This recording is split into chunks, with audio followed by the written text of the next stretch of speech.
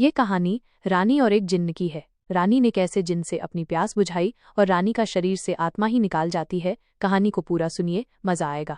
तो चलिए कहानी को शुरू करते हैं। बहुत समय पहले एक विशाल और शक्तिशाली राज्य था जिसका नाम काम राज्य था। यह राज्य अपनी समृद्धि और भव्यता के लिए प्रसिद्ध था। सोने से जड़े महल, हरियाली से भरे जंगल और सुख संपत्ति से भरा जीवन, ये सब इसे एक परिकथा जैसा बनाते थे। लेकिन इस राज्य की सबसे बड़ी शोभा थी उसकी रानी, रानी समृद्धि। रानी समृद्धि ऐसी सुंदर थी कि उसकी सुंदरता की तुलना स्वर्ग की अप्सराओं से की जाती थी। उसकी चमकती आंखें, रात के 12:46, सुनहरे बाल और रेशमी त्वचा ने हर किसी का मन मोह लिया था। लेकिन रानी की असली ताकत उसकी बुद्धिमानी और राजनीति में गहरी समझ थी। वो सिर्फ सुंदर नहीं थी, वो अपने विचार और योजनाओं से राज्य की शक्ति को बढ़ाने में राजा आदित्य की मदद करती थी। लेकिन रानी समृद्धि की जिंदगी उतनी खुशहाल नहीं थी जितनी वो बाहर से दिखती थी। राजा आदित्य एक मेहनती और न्यायप्रिय शासक था, लेकिन वह अपने राज्य की जिम्मेदारियों में इतना व्यस्त था कि अपनी पत्नी को समय नहीं दे पाता था। रानी के जीवन में एक अजीब सा खालीपन था। महल के अंदर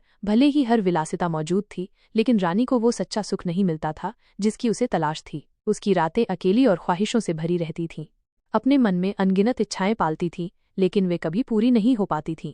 महल की दीवारों के भीतर कुछ ऐसा था जो बाहर की दुनिया नहीं जानती थी। हर रात रानी अपनी खिड़की से बाहर अंधेरे आसमान को देखती और अपने जीवन की अधूरी ख्वाहिशों को सोचती। महल के नौकर चाकर भी उसकी आंखों में छिपे दर्द को समझते थे, लेकिन कोई भी कुछ कहने की हिम्मत नहीं करता था। रानी का अकेलापन धीरे धीरे बढ़ता जा रहा था। उसे ऐसा लगता था जैसे उसकी आत्मा कहीं खो गई हो। उसे अपने अंदर एक अजीब सी बेचैनी महसूस होती थी जिसे वो समझ नहीं पाती थी। एक दिन रानी ने फैसला किया कि वो महल से बाहर निकले। वो अपनी बहन राजकुमारी नैना के साथ जंगल की सैर पर गई। नैना रानी की एकमात्र दोस्त थी जिसे वो अपना दिल खोलकर सब कुछ बता सकती थी। जंगल की ठंडी हवा और चिड़ियों की मधुर आवाज ने रानी के दिल को थोड़ी राहत दी। लेकिन अचानक उनकी नजर एक बूढ़े साधु पर पड़ी जो पेड़ के नीचे ध्यान में बैठा था। साधु की उपस्थिति रहस्यमय थी। रानी ने साधु से पूछा, हे साधु, तुम कौन हो और इस सुनसान जंगल में क्या कर रहे हो? साधु ने अपनी आंखें खोली और धीमे स्वर में कहा, हे रानी, मैं यहाँ नहीं बल्कि तुम्हारे भीतर की बेचैनी को देखने आया हूँ।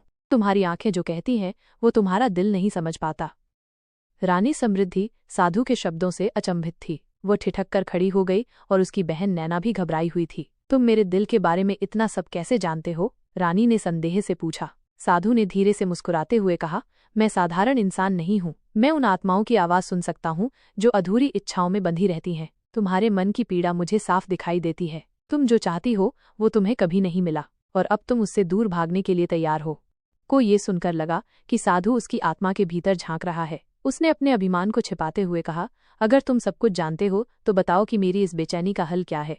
साधु ने अपनी झोली से एक चमकीला चिराग निकाला। ये चिराग पुराना लग रहा था, लेकिन उसकी सतह पर अजीब सी चमक थी, जैसे वो किसी रहस्य को छुपा रहा हो। ये जादुई चिराग है, साधु ने कहा। ये तुम्हारी हर ख्वाहिश पूरी करेगा, लेकिन ध्यान रहे, हर ख्वाहिश की एक कीमत है। इसे इस्तेमाल करना आसान है, लेकिन इसका परिणाम समझना मुश्किल।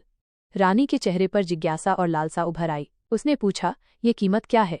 साधु ने गंभीर स्वर, तुम्हारी आत्मा का एक छोटा हिस्सा। हर बार जब तुम एक इच्छा मांगोगी, तुम्हारी आत्मा का एक अंश कम हो जाएगा। जितनी ज्यादा ख्वाहिशें उतनी ही आत्मा का नुकसान। लेकिन मैं तुम्हें चेतावनी देता हूँ रानी, यह चिराग तुम्हें अपनी इच्छाओं का गुलाम बना सकता है।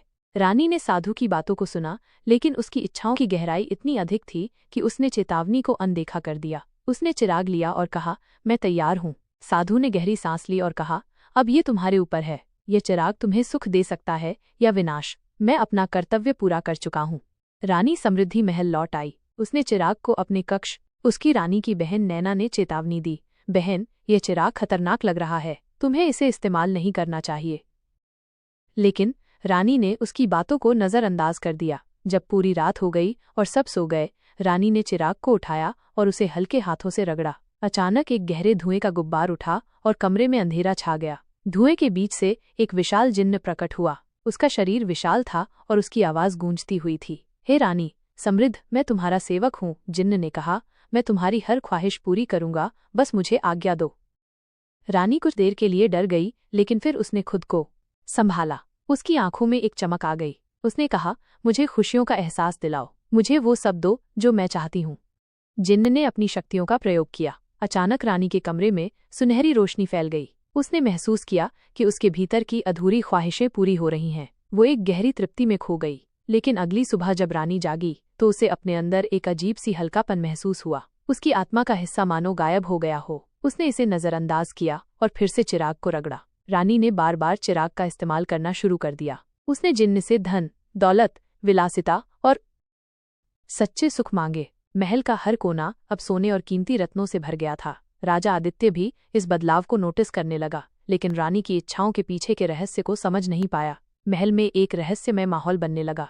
नौकर चाकरों को अजीब आवाजें सुनाई देती। रात को महल के गलियारों में परछाइयां चलती। रानी की इच्छाओं के कारण महल का वातावरण बदलने लगा था। हर ख्वाहिश के साथ रानी के अंदर का खालीपन बढ़ता गया। उसकी आत्मा धीरे धीरे खो रही थी। जिन्न हर बार चेतावनी देता, लेकिन रानी उसकी बातों को अनसुना कर देती। महल में अब सब कुछ बदल चुका था। हर कोने में ऐसी विलासिता थी जो किसी सपने से कम नहीं लगती थी। दीवारों पर सोने की नक्काशी, झूमर से गिरती हीरे की चमक और हर कमरे में असाधारण सुख साधन। महल अब एक जादुई दुनिया जैसा बन गया था, लेकिन इस चमक दमक के बीच डर भी फैलने लगा था। नौकर चाकर ने कहना शुरू कर दिया था कि महल में अजीब घटनाएं हो रही हैं। रात के समय उन्हें ऐसा लगता जैसे कोई परछाई उनके पीछे चल रही हो। कभी कभी रानी के कमरे से किसी के रोने की आवाज सुनाई देती, लेकिन जब वे अंदर जाते तो रानी अकेली होती। राजा आदित्य ने भी रानी में बदलाव महसूस किया। उसकी आंखों की चमक गायब हो गई थी। वो ज्यादा समय अपने कमरे में बिताने लगी थी और बहुत कम लोगों से मिलती। एक रात रानी ने फिर से चिराग को रगड़ा। धुएं के बीच जिन्न प्रकट हुआ। मालकिन, जिन्न ने गंभीर स्वर में कहा, आपकी आत्मा का बड़ा हिस्सा पहले ही खत्म हो चुका है। हर इच्छा आपको अंदर से खाली कर रही है। मैं आपको चेतावनी दे चुका हूँ, लेकिन आप रुकने का नाम नहीं लेती। रानी ने उसे घूरते हुए कहा, मुझे तुम्हारी चेतावनी की परवाह नहीं। मुझे मेरी इच्छाएं पूरी करनी है।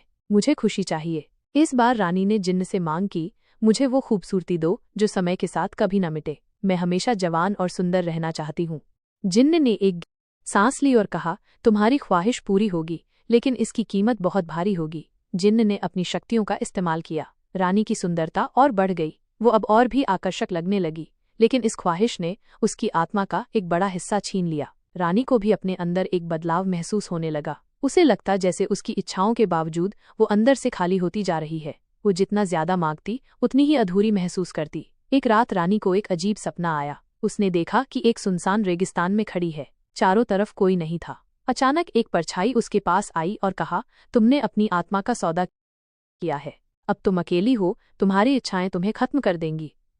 रानी घबराकर उठ गई। उसे पसीना आ रहा था, लेकिन उसने इसे केवल एक सपना समझा। कुछ समय बाद रानी को यह महसूस होने लगा कि उसकी खूबसूरती और विलासिता भी उसे खुशी नहीं दे पा रही। उसे डर था कि समय के साथ उसकी खूबसूरती मिट जाएगी और वो अकेली रह जाएगी। उसने जिन्न को फिर से बुलाया। मुझे अमृतत्व चाहिए, उसने कहा। मैं हमेशा के लिए जवान और अमर रहना चाहती हूँ। मैं कभी न मरूं और हमेशा दुनिया पर राज करूं। जिन्न ने एक पल के लिए चुप्पी साध ली। फिर उसने कहा, ये आखिरी ख्वाहिश आपकी आत्मा का बचा हुआ हिस्सा भी खत्म कर देगी। आप अमर, खाली शरीर बन जाएंगी। क्या आप इसके लिए तैयार हैं? रानी ने सोचा भी नहीं। उसकी लालसा इतनी गहरी थी कि उसने बिना किसी झिझक के कहा, मैं तैयार हूँ। जिन्न ने अपनी शक्तियों का इस्तेमाल किया। कमरे में एक गहरा अंधेरा छा गया। रानी को लगा जैसे उसके अंदर से कुछ निकल रहा है। जब अंधेरा छटा तो रानी को महसूस हुआ कि वो अब अमर है। उसकी खूबसूरती और शक्ति अब हमेशा के लिए थी। लेकिन जल्द ही रानी को एहसास हुआ कि जिन्न ने जो कहा था वो सच था। वो अमर तो हो गई थी, लेकिन उसकी आत्मा पूरी तरह खत्म हो चुकी थी।